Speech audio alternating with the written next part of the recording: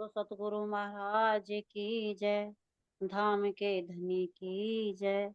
Summer सुंदर सात की जय। सब सतगुरु महाराज की जय। समर सुंदर सात के चरणों में मेरा कोटि कोटि प्रेम प्रणाम।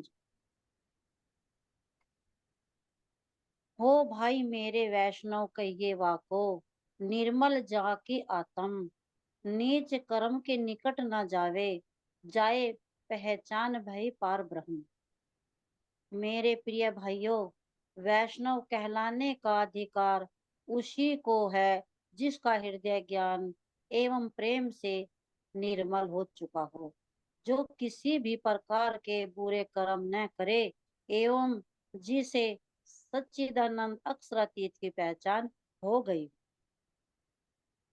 अब सतगुरु महाराज जी कह रहे हैं कि मेरे प्रिय भाइयों, वैष्णव कहलाने का अधिकार तो उसी को है। अब वैष्णव भी जैसे कि मान लिया देखते हैं जैसा दो मन है।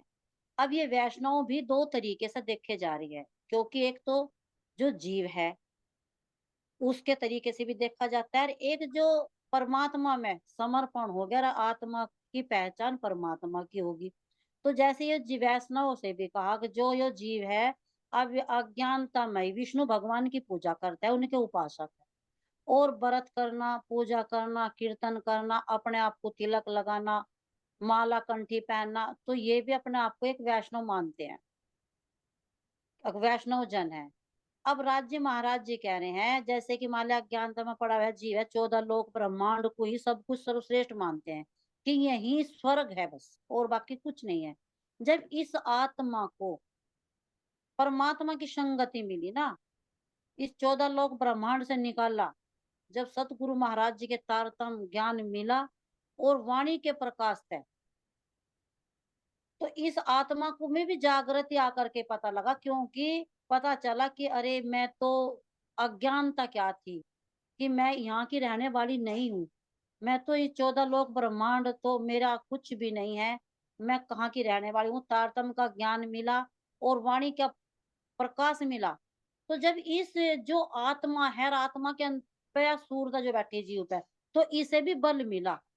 यह जानकारी सा हो गई कि सतगुरु महाराज जी, अब मैं तो परम धाम की रहने वाली हूँ और मैं यहाँ सूरता रूप में आई हूँ इस खेल को देखने के लिए। मेरे धाम धनी, मेरे प्रियतम, तो मैं कहाँ हूँ और वहां की रहने वाली हूँ। मैं 14 लोक ब्रह्मांड की नहीं हूँ, क्योंकि पता चल गया इस ज्ञान से कि ये तो मिटने वाला है, ये सब मिटने वाला है, ये सत्य नहीं है। तो इसमें जब धाम धनिया आ रहे हैं से पता लगा ना आत्मा को, अक तू तो अक्षरातीत की अर्धांगिनी है। और जब वो उसका संग कर रही है ना अब वाणी के मंथन से, तो इसका प्रेम हुआ, और प्रेम हो करके जब उसे ही अपना सर्वश्रेष्ठ मान ली, और उसमें ही धाम धनी के चरणों में ही, और 25 पक्षों में जब घूमती है ना, वो आनंद लेती है, रस लेती है। तो वह अब मान रही कि यही वैष्णव, ये वैष्णव है। वो वैष्णव नहीं था जो 14 लोक ब्रह्मांड में यो जीव था, और शिव शिव को, देवी को, विष्णु भगवान को जो मानता था, पूजा करता था, उसको शिव मान करके, विष्णु भगवान मान करके वो वैष्णव था। ये वैष्णव जब नहीं था। वैष्णव तो है जो अक्षरातीत के चरणों में आकर के अपने धाम धनी के उस रास्ते को, उस राह को पाया कि मैं वहां की रहने वाली हूँ। मैं यहाँ की 14 लोक की नहीं हूँ। मैं तो अरे मैं तो परम धाम की रहने वाली हूँ। सतगुरु महाराज मेरे धाम धनी है। और ये कर रहे क्यों? क्योंकि यहाँ जो वैष्णव था विष्णु भगवान के उसमें लगा हुआ था, जब जो बुरे कर्म करता था। अब ये बुरे कर्म से हट करके अब ये अच्छे कर्म करने लगा, क्योंकि जब एक दूसरी आत्मा जब पता लगा ना कि हम तो ब्रह्म सृष्टि, हम कहाँ से आई, हम तो खेल में उतरे और एक दूसरे को कैसे जगाने का वादा करके आई। तो अब ये पहले बुरे कर्म करती थी, झूठ बोलना, 3 गुणों का अधीन रह करके, काम क्रोध लोभ मोह में रह करके झूठ बोलना, मांस मदिरा खाना, यानी कि पूरे कर्म में था और अपने आप को वैष्णव मानता था। अब क्या है, अब ये वैष्णव जो बुरा नहीं कर्म करता, अब यो अच्छे कर्म करने लगा। एक दूसरी आत्मा को सतगुरु महाराज जी ने कहा जैसे कि तुम्हें हाथ पकड़ करके एक दूसरे को निकालना, तो इस भव सागर से हाथ पकड़ के निकाल दी, वाणी मंथन करा रही, एक जीव को, भटकते हुए को परमात्मा की राह में लगा रही, चला रही। तो अब यानी कि अच्छे कर्म करने लगा, तो यही अपना एक वैष्णव है, इसको वैष्णव कहा गया है। जैसे परमात्मा की पहचान हो गई, अपने शरीर की भी पहचान हो गई, मैं कौन हूँ, कौन मेरा प्रियतम है और कौन मेरे धाम के धनी है, मैं किनकी अर्धांगिनी हूँ। जब हृदय से वो रस बहने लगा, तो वो ही एक सच्चा वैष्णव। दीदी आगे को करना इनको और थोड़ा ऊपर। नहीं, बस यहीं तक है ये। बहुत बहुत धन्यवाद आपका करना। बताने सखी जी, बहुत अच्छा वर्णन किया। प्रणाम जी, प्रणाम जी सुंदर साथ जी, बहुत अच्छा वर्णन कर दिया सुंदर साथ जी। ये जो चौपाई है ना मेरे वैष्णव, ये कहाँ उतरी थी सुंदर साथ जी? सूरत में। जब महाराज जी जागनी यात्रा पर थे, तो वहां वैष्णव ने उनका जो विरोध किया था, तो उनको समझाने के लिए कहा था कि भाई तुम धोती कुर्ता पहनकर, तिलक लगाकर, कंठी पहनकर चलते हो, लेकिन बाहर का तो वेश तुमने बदल लिया, लेकिन अंदर का वेश नहीं देखते, है ना? जी। तो बाहर से तो शरीर निर्मल कर लिया, लेकिन कह रहे वैष्णव, वैष्णव सुंदर साथ जी यानी जो विष्णु का उपासक होता है। विष्णु का मतलब जो जो विष्णु के अणु अणु में उसकी सत्ता है, नारायण की, है ना, विष्णु को। जी जी। तो उनको वैष्णव कहा जाता है। जो शिव के उपासक, उनको शैव कहा जाता है। यहाँ महाराज जी वैष्णवों को माध्यम बनाकर हम ब्रह्म आत्मा को ही समझा रहे हैं। ओ भाई मेरे, वैष्णव कहिए वाह को, यानी वैष्णव तो उसको कहा जाता है निर्मल जाकी आत्मा। ये नहीं बाहर से जो भी मस्तानी से किसी ने बताया, बाहर से तिलक लगा लिया, अच्छे स्वच्छ कपड़े पहन लिए। भाई जिसकी अंदर से आत्मा निर्मल हो गई हो, उसको वैष्णव कहा जाता है, महाराज जी बताए। और जब उसकी आत्मा निर्मल किससे हो जाएगी सुंदर साथ जी? पहले भी आया ज्ञान और प्रेम से।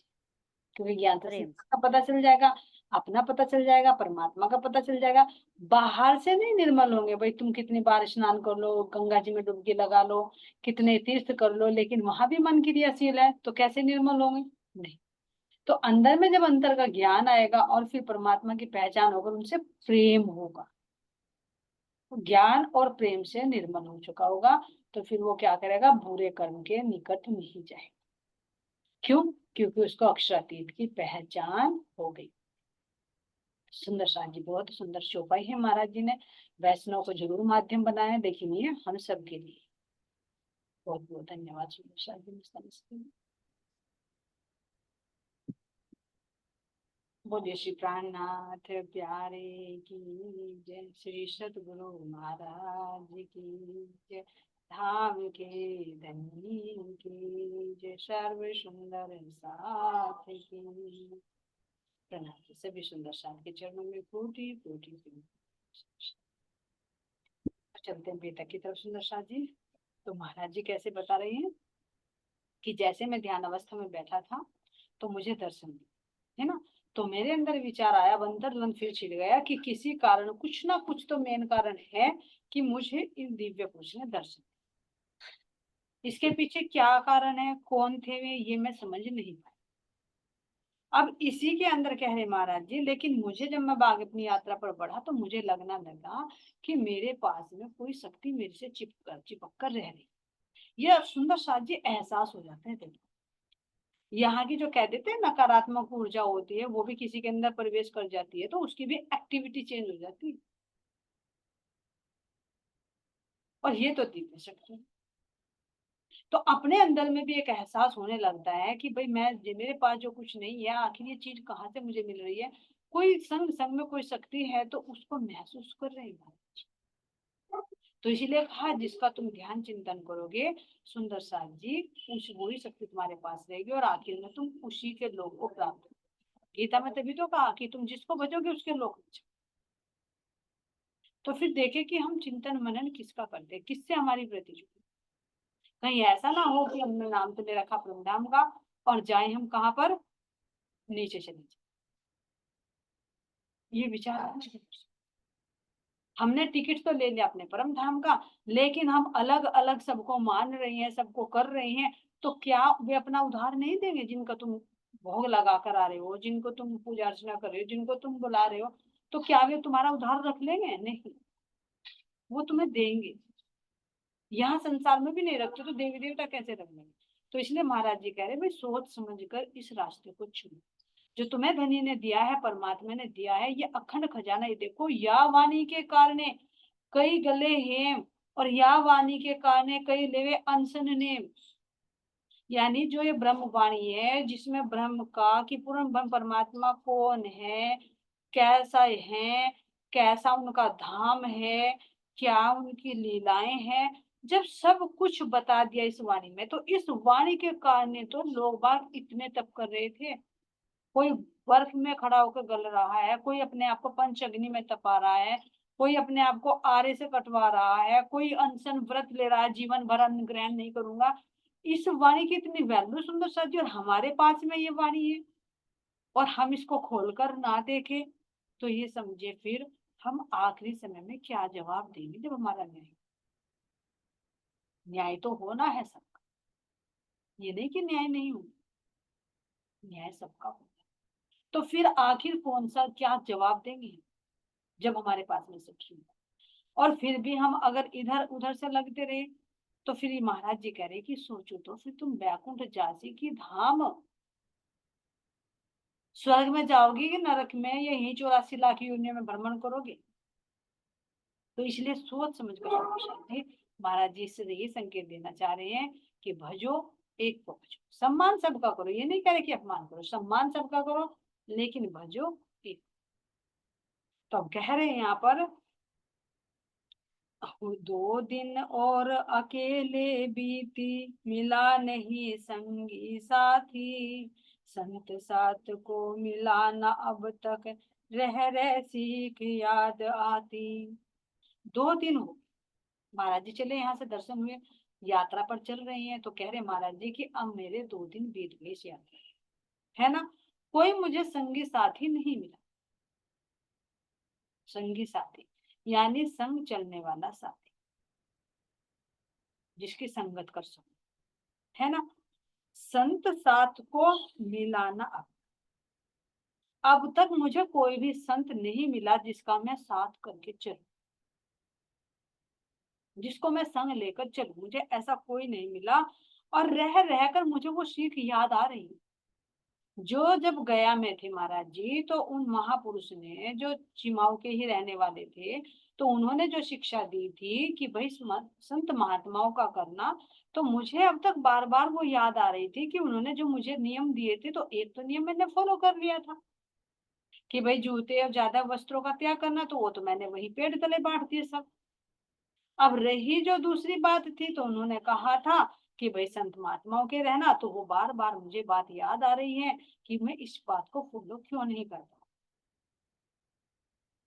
तो यहाँ महाराज जी कह रहे हैं, वचन महात्मा के हमें रह आते याद, जिसने 4 बातें दे करके बख्शा हमको आशीर्वाद। ये है सुंदर साथ जी आशीर्वाद। कह रहे महाराज जी कि उन महात्मा के वचन मुझे रह रहकर याद आ गए। देखो कोई भी चीज मिली महाराज जी को, देखो अभी यहाँ पे 4 वचन मिले, सुंदर सा। कौन कौन से हैं 4 वचन, कौन सुंदर साथ बताएगा, एंड्रेज का। 4 वचन कौन से थे जो गया में महाराज जी को दिए थे उन महात्मा जी ने, चेची माओ के थे।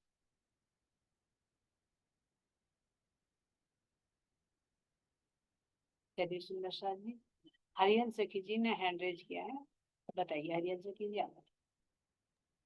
हाँ जी, प्रणाम जी। पहला तो था वस्त्र और जूते का त्याग करना, जो उन्होंने वहीं पर कर दिए थे। और दूसरा संत वेश धारण करना। और तीसरा था उनका कि जैसे मतलब गलत संगत में जैसे वहां फंस गए थे ना, वहां फंस गए जहाँ ईंटें बरसाई थी, कि ऐसे नहीं फंसना। जैसे पर स्त्री पर पुरुष, जैसे हमारी वाणी में पहले भी आया ना, भैरव सेठ को बताया था। जी। और तम्बाकू और मदिरा का पान करना। तो इनके 4 बातें कौन कौन सी, ये दोबारा से काउंट करके बताओ, फिर कैमरा ऑन करके 4 बातें अच्छा जी। एक बार और रिपीट करो आप। किसी को सुंदर साथ कोई बताना चाहते हैं तो बोलो। जी, पहला तो था पहला तो था ना कि जूते और चप्पल का त्याग करना, बताया था ना कि ज्यादा वस्त्र नहीं रखने। बिल्कुल, एक पहला तो ठीक है। हाँ जी। हाँ जी। और दूसरा बताया था कि संत वेश धारण करना, जो इन्होंने अभी याद आया, यानी कि फिर तीसरा। तीसरा जैसे वो तम्बाकू और मदिरा का पान करना। चलिए परविता जी के पास चलते हैं। एक तो सही मेरे तो जी ऐसे याद है। परविता जी बताएंगी, वो परविता जी सही बता रहे हैं, कुछ और है। ठीक है जी। हाँ जी, एक तो कहा था कि साधुओं की संगत करना, एक किसी के घर जाकर, किसी के घर जाकर कोई माई कोई दूध दही मट्ठा कुछ ऐसी चीज कुछ की किसी के बुलाए से किसी के घर ना जाइयो, हाँ और किसी जी। के हाथ ना फैलाइए, जो ऊपर वाला देगा वो तो सही है। बाकी तो संतोष रखना। इन्होंने और बता ही दिए दो तो। जी, संतोष रखना और बिन बुलाए किसी के घर नहीं जाना। किसी के हाँ घर, जी, कोई एक विशेष के घर, किसी के भी घर या किसी विशेष के घर। विशेष के घर क्या, जैसा कोई बुलाई ले आ जाओ हमारे यहाँ खाने पे आ जाओ, पर किसी के घर चले जाओ और किसी का चाल चलन सही ना हो, वो इस तरह लपेटे में ले ले महाराज जी को, इसलिए कि उनसे बचना। कुछ विशेष बातें बताई थी। चलिए कोमल सखी जी अनम्यूट करते हैं। कोमल सखी जी आप बताइए। तो एक एक सखी बताई देगी। प्रणाम जी। प्रणाम। प्रणाम जी। एक तो विशेष बात तो ये बताई थी, किसी स्त्री के बुलाए पे उसके घर न जाना। जी जी, विशेष की बात थी, कोमल सखी जी ने पकड़ी है, विशेष यही बात थी, ये नहीं कहा किसी के भी घर, माई के घर, हाँ, ठीक है जी। है ना। जी ठीक है। तो एक तो हरियल सखी जी ने बता दिया कि ज्यादा वस्त्र और जूते का त्याग कर। ठीक है, दूसरा बता दिया कोमल सखी जी ने कि किसी माई के घर मत जा। और तीसरा, तीसरा यह है जी, किसी के हाथ से जैसे कोई गुड़ की बात, कोई गुड़ दे खीर दे खाने के लिए, ये नहीं खाना उनसे लेकर। किसी के और बुलाए पे भी किसी के घर मत जाना। कोई भी दे गुड़ दूध दही या किसी विशेष के हाथ से। गुड़ की गुड़ की आ रही जी याद। गुड़ की आता है। ये नहीं याद आ रही जी, किसके घर से नहीं खाना गुड़, ये भी माई के घर से नहीं ये खाना भी होगा माई गुड़ के घर, दूध दही। बिल्कुल सही, ये भी माई के हाथ से नहीं लेना। जी, माई के हाथ से क्योंकि माई के ना घर ना माई के घर बुलाए से जाना। जाना तो दो तो ये हो गई। और जूते और वस्त्रों का त्याग। क्या करना, 3 हो गए जी। अब चौथा बताइए सुंदर शाह जी, चौथा कौन बताएगा। चौथा मस्तानी से कीजिए, आप बताइए। केल भाई जी ने अनम्यूट किया, केल भाई जी आप बताइए चौथा और बताइए। संतों का साथ करना। जी बिल्कुल, संत महात्माओं के रहना, बिल्कुल सही बताया। ये जी कहने में फर्क हो गया, मैंने कहा था संत वेश धारण करना और था हाँ, वो संतों का। संतों का संग करना, यही तो सुंदर शाह जी देखना, बहुत अच्छा। चलो मिलजुल ये कर। तुमने भी कहा था कि क्या? संतों की संगत करना। जी जी, हाँ जी। आज संगति बता। महात्माओं के रहना, बिल्कुल सही। चलिए सुंदर शाह जी आगे चले तो तो चार चीजें हो गई सुंदर शाह जी, एक दूसरे से मिलकर ये पूरी हो गई हमारी, है ना। तो इसलिए महाराज जी अब कह रही हैं कि वचन महात्मा के हमें रहर आते याद। अब भी मुझे उस महात्मा के जो वचन थे मुझे रह रहकर याद आ रहे थे कि मैंने एक को तो फॉलो कर लिया, लेकिन दूसरा क्यों नहीं मुझे कर पा रहा। तो इसलिए महात्माओं की संगति वे ढूंढना चाह रहे थे। अनम्यूट करिए केल भाई जी। कर दिया जी। तो कह रहे महाराज जी अब जा, जिसने चार बातें दे करके बख्शा हमको आशीर्वाद। ध्यान देखना सुंदर शाह जी, चार बातें जो माघ मदिरा का था, ये ठट्टा उसमें था सुंदर शाह जी, अब्बासी बंधन और मस्कत बंधन।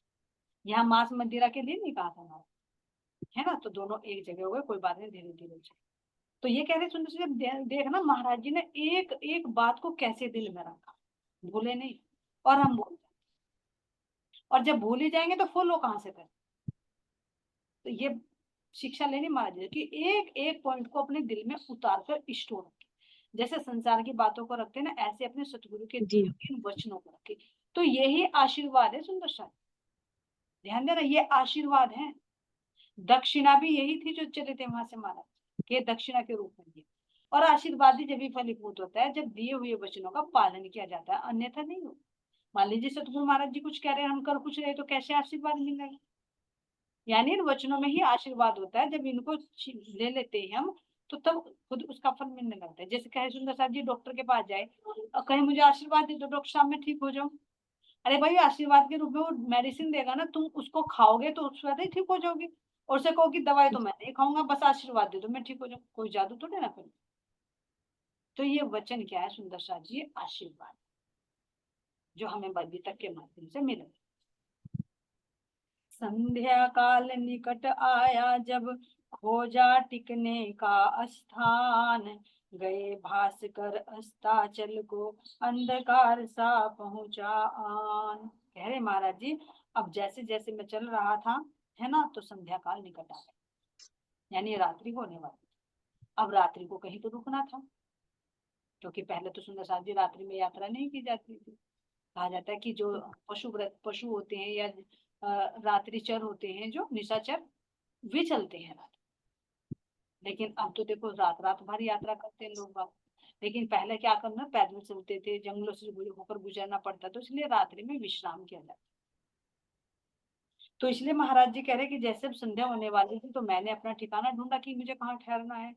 अब यहाँ पर कह रहे हैं कि गए भास्कर अस्ताचल, यानी भास्कर सूर्य। अब सूर्य भी अस्त होने को चल दिए और चारों तरफ क्या हुआ, अंधकार छाना डाल। अब यहाँ महाराज जी कह रही हैं, कुटिया सी दिखी अपने को, दृष्टि पड़े कुछ साधु जन, हम भी उसी दिशा में लपके, जहाँ पहुंचे आनन फानन में। अब जैसे महाराज जी चले तो कह रहे हैं कि मेरी नजर एक कुटी बन, क्योंकि अंदर में जब सतगुरु के वचन आएंगे ना सुंदर साहब जी, और हमारे अंदर डर नहीं ना होगा कि मैं इनका पालन करूं, तो वास्तव में हो जाए। ये वास्तव में सुंदर साथ जी हो जाता है। पर वो जैसी चाह करेंगे धनी वैसी राह बना दे, है ना। तो जैसे सुंदर साथ जी देखा, अब हम उसी दिशा में लपके, जा पहुंचे आनन फानन। क्यों? क्योंकि अंदर था ना कि मैं महात्माओं की संगति, तो तुरंत पहुंच गए। आसन लगे हुए थे कुछ के, बैठी थी एक माई पास।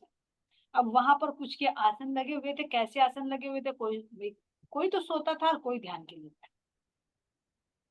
लेकिन वहां पर एक माई भी थी। अब देखो यहाँ पर जो महाराज जी ने उन्होंने वचन देकर भेजे थे ना, सारे वचन अब पहले संकेत मिल जाता है कि ऐसे ऐसे होना है। तो उन्होंने कहा था कि भाई ज्यादा जूते और वस्त्र मत रखना, तो त्याग दी महाराज जी ने वहीं पर ही। फिर अंदर में था कि संत महात्माओं के रहना, तो महात्माओं की संगति मिलेगी। लेकिन महात्माओं की संगति के साथ साथ कहा कि माई के हाथ से कुछ मत लेना, और माई के बुलाई यहाँ मत जाना। तो माई भी आ गई यहाँ। तो ऐसे हमारे धनी पहले ही जाने से पहले, कहीं माया आने से पहले हमें सचेत कर देते हैं। जैसे मूल मिला में बैठाकर हमें माया में भेजने से पहले चेता दिया, सब कुछ बता दिया, ऐसा ऐसा होगा वहां पर। तुम झूठे घर बनाओगे, झूठे तन धारण करोगे, झूठे पति बनाओगे, जाकर आग पानी मिट्टी पत्थर पूजोगे, मुझे भी भूल जाओगे, और मैं तुम्हें ये वचन बताऊंगा तो कहोगे किसके वाणी, किसके बोल, तू कौन है, बता तो सही। तो ये महाराज जी, राज्य महाराज जी ने पहले ही कह दिया था। और वहां जाकर तुम वादा कर रही हो कि मैं बोलूं तो तुम मुझे पल में जीव बता दे, तू बोले तो मैं तुरंत दूं जगह। वहां जाकर सब रल जाओगे, सब भूल जाओगे। एक दौड़ेगी तो दूसरी उसके पैर पकड़ के खींचेगी, इस तरह से खेल पूरा। तो पहले ही चेता दिया था। इसी तरह से सुंदर साथ जी यहाँ पर भी महाराज जी किसी के भी माध्यम से पल पल हमें चेताते हैं कि देखो आगे ऐसा होने वाला है। तो इसीलिए तो उन महात्मा जी के माध्यम से महाराज जी को इंडिकेशन मिल गया था कि किसी माई के हाथ का कुछ मत लेना, दूध दही गुड़ खंड माई के हाथ से ग्रहण मत करना। और अगर वो घर नौता देकर बुलाए तो भी उसके नौते उसके घर मत जा। अच्छा। अब माई का सुंदर साथ जी हमने पीछे भी माना। माई कौन सी है हमारे अंदर में? माई कौन सी है? माई ये माया ही है, हमारी ये प्रकृति ही है। एक बाहर से और एक अंदर। बाहर से भी फ्रेज होता है जब तक हम अपनी जागनी यात्रा पर, जब तक मंजिल पर नहीं पहुंच पाते तब तक हमें कुछ फरेज करनी। तो यहाँ सुंदर साथ जब माई संत महात्माओं की जमात मिली तो साथ में वो माई भी मिल गई है। देखते हैं महाराज जी ने क्यों संकेत दिया था पहले ही। सोने को गुदगुदा किया था, नीचे बिछा बिछा। अच्छा, आसन लगे हुए थे कुछ के, बैठी थी एक माई पास। सोने को गुदगुदा किए थे, नीचे बिछा बिछा कर घास। कहा महाराज जी ने कि मैंने देखा थोड़ी देर पास कुछ कुटिया हैं, वहां पर संत महात्माओं की जमात है, लेकिन उनके साथ में एक माई भी, एक माता जी को भी मैंने देखा, और मैंने देखा कि वहां पर उन्होंने अपने गद्दों के नीचे जो आसन थे, भाई मोटा गद्दा तो लेकर नहीं चलते थे, थोड़ी सी चादर ले लेते थे बिछाने के लिए, है ना। तो उन आसनों के नीचे उसे थोड़ा सा मुलायम करने के लिए गद्दे की टाइप में उसके नीचे घास बिछा, क्योंकि सख्त जमीन पर सोना मुश्किल होता है, तो थोड़ा सा वो मुलायम हो जाए, गुदगुदा हो जाए, तो इसलिए उन्होंने क्या कर रखा था, घास बिछा रखी। हमने कुछ विनम्र से होकर प्रश्न किया, क्यों माई जी किस यात्रा पर चले हुए हो? बोली वे जगन्नाथ जी। महाराज जी कह रहे कि मैं उनके पास गया, तो मैंने बड़े विनम्र भाव से, क्योंकि मीठी आवाज तो थी महाराज जी की, बड़े मधुर, बड़े प्यार से, धीमी धीमी मुस्कुराहट को लेकर बात, गुस्से में नहीं, चिड़चिड़ा कर नहीं, धीरे धीरे मुस्कुराते। तो कह रहे बड़े विनम्र भाव से पूछा, ये माता जी आप ये तो बताओ, आप यात्रा पर निकले हो, जा कहाँ रहे हो? तो उन्होंने, माता ने भी बड़े विनम्र भाव से उत्तर दिया कि हम जगन्नाथपुरी जा रहे हैं, जगन्नाथ जी के दर्शन करने। तो इधर महाराज जी की भी हुई, तो उन्होंने क्या कहा सुंदर साथ जी, अब क्या अच्छा हो अगर आप हमको भी साथ साथ रख ले, इतनी कृपया आपकी से हम भी उनके दर्शन कर ले। तो महाराज जी ने अपनी इच्छा जाहिर की, क्योंकि उन महात्मा जी का दिया हुआ वचन अब फलीभूत होने वाला था। उन्होंने कहा था तो उसका पालन करना था, नहीं तो महाराज जी तो अकेले जा सकते थे। ध्यान देना सुंदर सा, जब घर से अकेले निकले थे, फिर काशी अकेले गए थे, तो क्या जगन्नाथपुरी नहीं अकेले जा सकते? जबकि अब तो उनको पता भी चल गया था कि कोई दिव्य शक्ति तेरे पास में है, और मार्गदर्शन भी मिल गया था काशी में कि तुम जगन्नाथपुरी जाओ, तो जा सकते थे अकेले। लेकिन उन महात्माओं के वचनों का पालन कर, कि उन्होंने कहा था कि महात्माओं की संगति में रहे। क्यों रहना सुंदर साथ जी? क्योंकि जब हम अकेले होते हैं ना, हम जागने चलते हैं, तो हमारा मन संसार की तरफ को खींचता है, लेकिन अगर संगति हो तो हम इस माया से परमात्मा की तरफ को बढ़ जाते हैं। जब तो कहा महाराज जी ने, सोबत सेहनिया मेहर, सोहबत जो मिलती है ना सुंदर साथ जी अपनी सखियों की, ये भी मेहर से मिलती है, जिसको हम इग्नोर कर देते हैं। सुंदर साथ ध्यान दें, जैसे भरी हुई थाली, खीर की थाली मिल जाए ना, और हम इसको इग्नोर कर दे कि नहीं, ऐसे हम गलती कर बैठते हैं। तो ये सुंदर सा